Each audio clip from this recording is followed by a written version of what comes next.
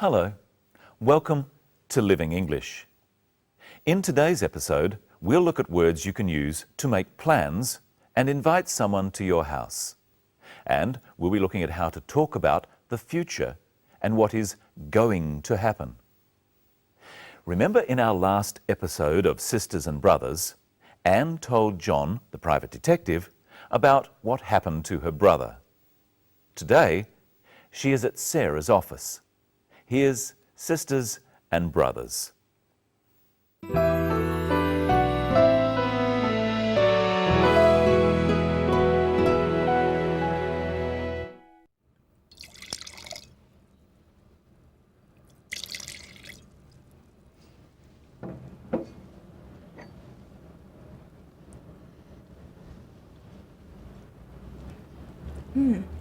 It's very smooth.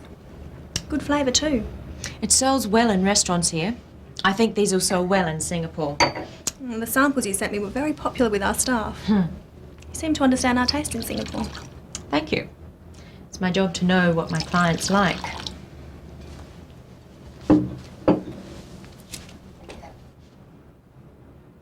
So, are you enjoying the city? It's very nice. What are you going to do tomorrow? I don't know. I'll probably stay in the hotel and relax. Why don't you come to lunch with us at home? Oh, thank you, but you have your family. Yes, and they want to meet you. We're going to have roast chicken, traditional Aussie food. Sounds good. All right, I'll come. Great. What time? We eat at about 1 o'clock, so about 12:30. I'll show you the house. Okay, thank you.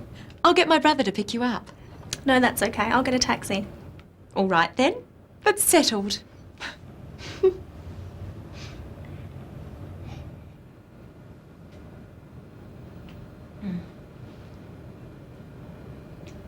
Let's look at how Sarah asks Anne about her plans. What are you going to do tomorrow? I don't know. I'll probably stay in the hotel and relax. Sarah asks, "What are you going to do?" Going to is used to talk about future plans. Repeat the phrase with the clip. What are you going to do tomorrow? Sarah invites Anne to her house. What are they going to have for lunch? Listen. We're going to have roast chicken, traditional Aussie food. They're going to have roast chicken. Let's practice going to. First, the question. What are you going to do tomorrow? Let's ask the question with different subjects. First, he. What is he going to do tomorrow? They. What are they going to do tomorrow? Now, let's look at the answer. Anne is going to relax. So she would say, "I'm going to relax." You try answering the question. What are you going to do tomorrow? I'm going to relax. What is she going to do tomorrow? She's going to relax. What are we going to do tomorrow? We're going to relax. What are they going to do tomorrow?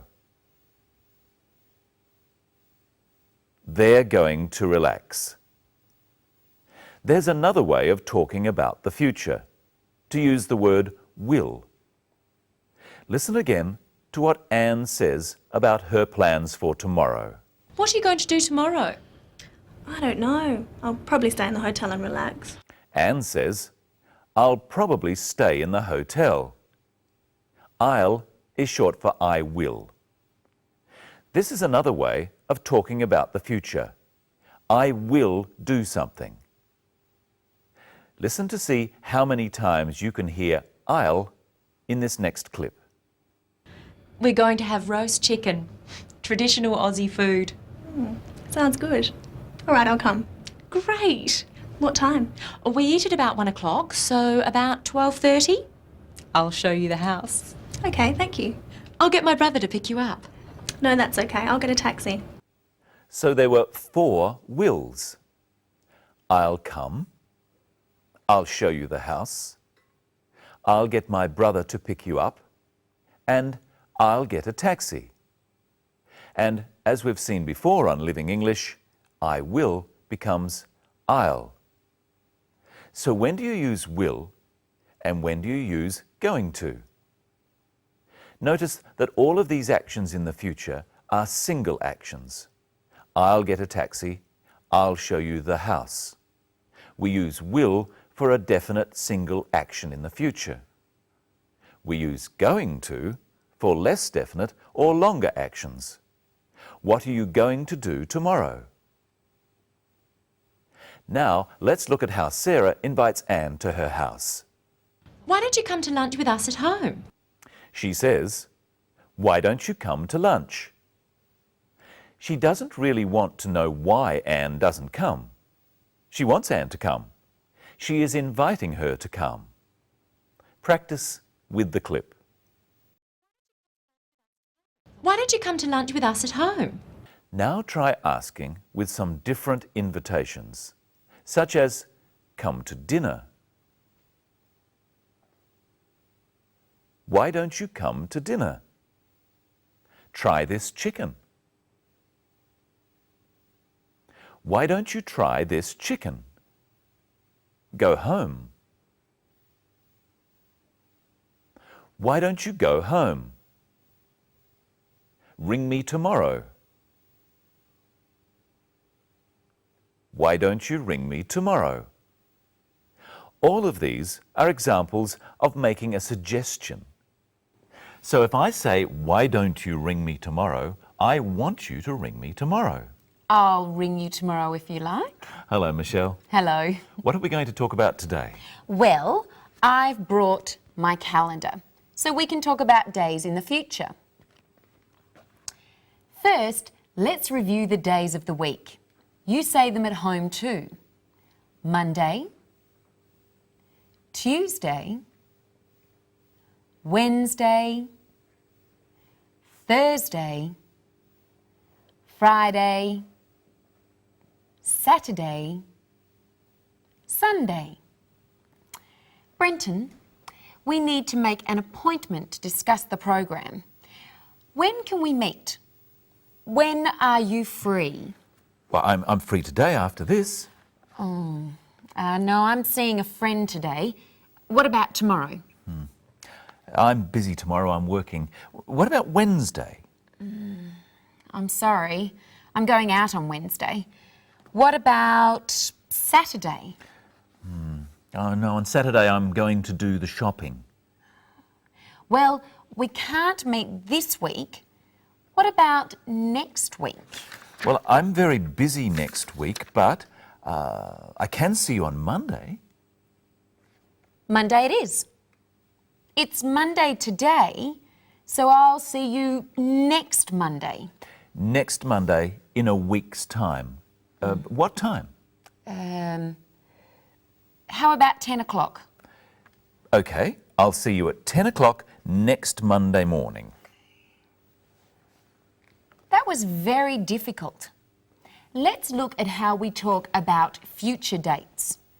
First, today. You would say, "I'll see you today," or "I'll see you later today."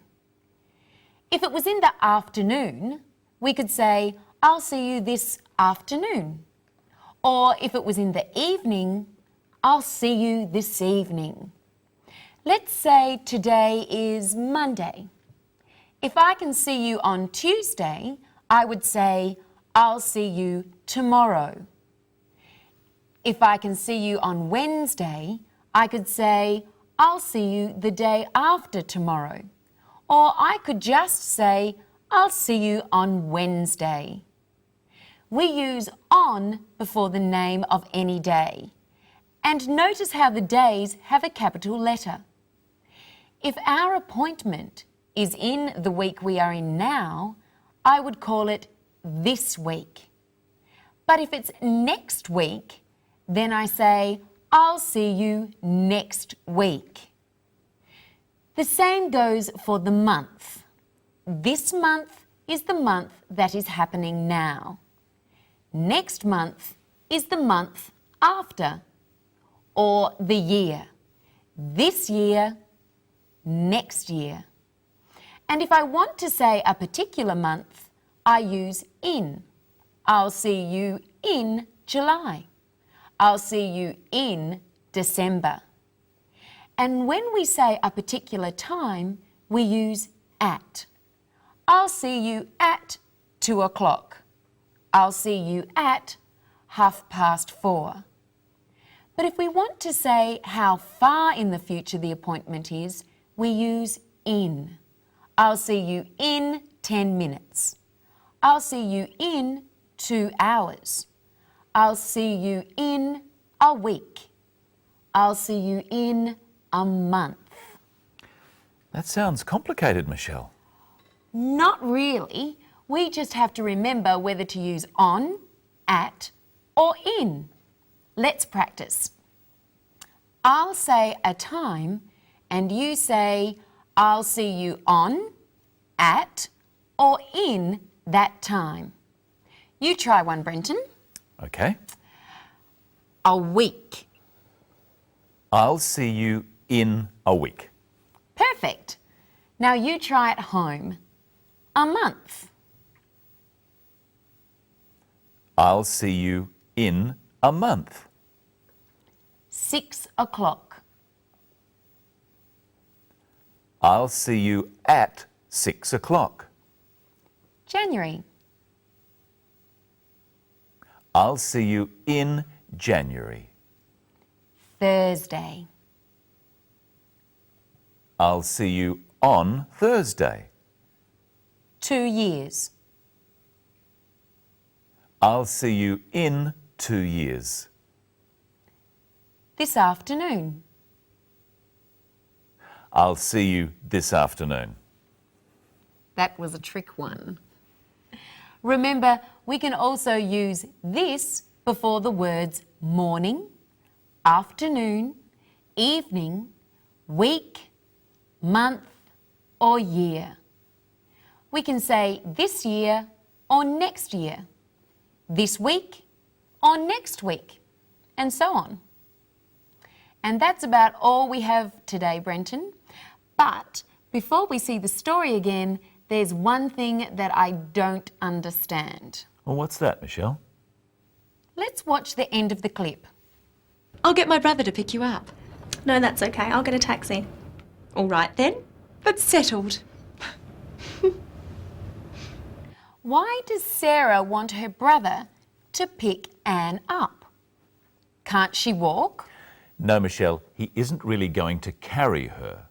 To pick someone up is to give them a lift in your car. Oh, are you going to pick me up for our meeting? No?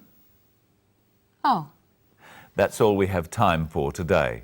We'll see you next time when Anne goes to lunch at Sarah's house. And we meet Sarah's brother. Hope you can watch then, and I'll see you on Monday. At 10 o'clock. Goodbye.